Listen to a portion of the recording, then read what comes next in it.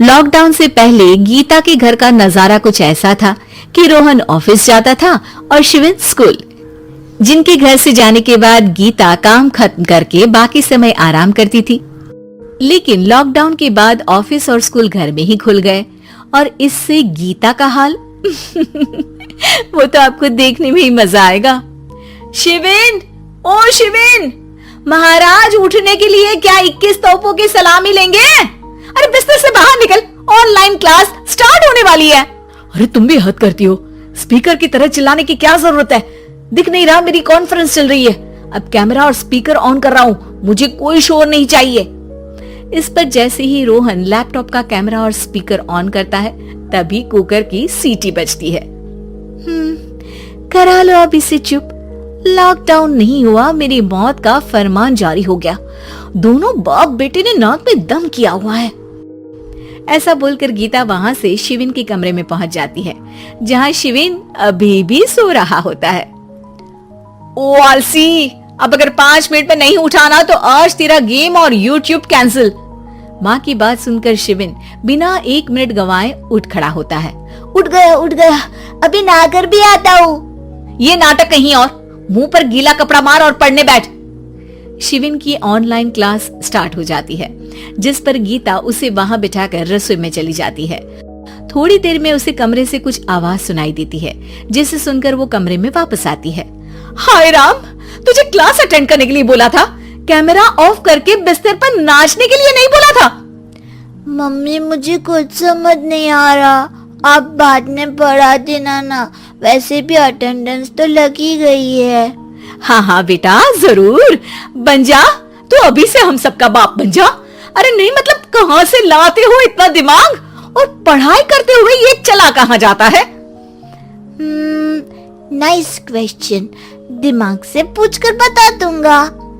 शिविन की बातों से परेशान होकर गीता उसे मारने के लिए जैसे ही आगे बढ़ती है तभी वो कमरे से बाहर भाग जाता है। अब शिविन आगे और गीता हाथ में चप्पल पकड़े उसके पीछे पीछे पूरे घर में दोनों घूम रहे होते हैं। इसी बीच वो रोहन के पास पहुंच जाता है और शिविन को मारने वाली चप्पल रोहन के लैपटॉप पर जाकर गिरती है। ओए माँ! मम्मी, अब पापा को चप्पल मार रही हो? वो आज तक के रिपोर्टर, चुपचाप जाकर क्लास अटेंड कर ले, नहीं तो अगली तेरे पीछे लगेगी। इस पर शिविन वहां से चला जाता है, जिसके बाद रोहन गीता से कहता है, इस सर्कस के लिए कुछ बोलना चाहोगी? अरे क्या करूं, जब से तुम दोनों घर में रहने लगे हो, घर अपने आप ही सर्कस बन गया है और मैं तुम्हारी नौकर। कभी बेटी को संभालो तो कभी बाप के नखरे उठाओ। इन्हीं सब उथल पुथल में दिन बीतते रहते हैं, जिसमें हर रोज घर के अंदर कुछ नया सियप्पा खड़ा मिलता है, जो ज्यादातर शिविन और रोहन के ऑनलाइन स्कूल और ऑफिस से रिलेटेड ही होता है। एक सुबह, शिविन चल उठ, आज की क्लास जल्दी है। कैमरा ऑफ करके आप अटेंड कर लो। अरे ऐसे छित्तर पड़ेंगे, दादी नानी सब एक साथ याद आ जाएंगी। गीता की लाख मशक्कतों के बाद क्लास तो खत्म हो जाती है, लेकिन उसके बाद शिविन फोन इस्तेमाल करते हुए इंस्टाग्राम रील बनाने लगता है। रसोड़े में कौन था? तुम थी, मैं थी, कौन था?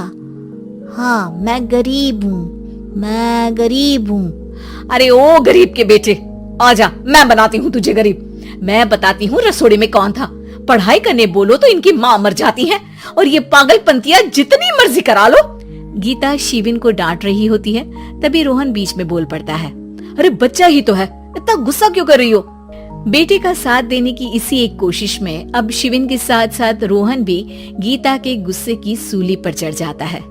अगर बेटे पर इतना ही प्यार आ रहा है तो इसे क्लास अटेंड क्यों नहीं कराते? इसका होमवर्क क्यों नहीं कराते?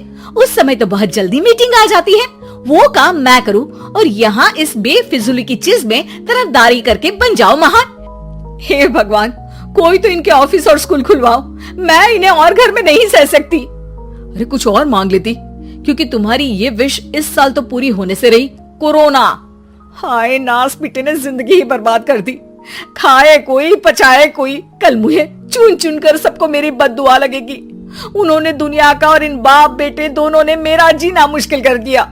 गीता वहां से चली जाती है, जिसके बाद रोहन शिविन से कहता है, अरे तुम्हारी मम्मी इतनी भड़की हुई क्यों है? आपकी वजह से पूरा समय घर में रहते हो और उस पर कोई काम कराने की जगह बस ऑर्डर देते रहते हो। अच्छा बेटे, सारा इल्जाम मुझ पर? पूरा दिन तो वो तुम पर ही चिल्लाती है। हाँ, मतलब दोनों का 50-50 है, कुछ करना पड़ेगा। वो कहते ना, make the best out of worst. I have an idea. वैसे तुम्हारी माँ सही कहती है, बहुत जुबान चलाने लगे हो, कम बोला करो। अगली सुबह रोहन और शिविन अपनी गलती को सुधारने के लिए गीता के उठने से पहले घर का आधा काम खत्म कर देते हैं, जिसे देखकर गीता खुश हो जाती है और फिर बाकी बचा काम वो तीनों मिलकर पूरा कर लेते हैं। जिसके बाद अब वो सब मिल बांट कर हर काम में एक दूसरे की मदद करते हुए लॉकडाउन का मजा लेने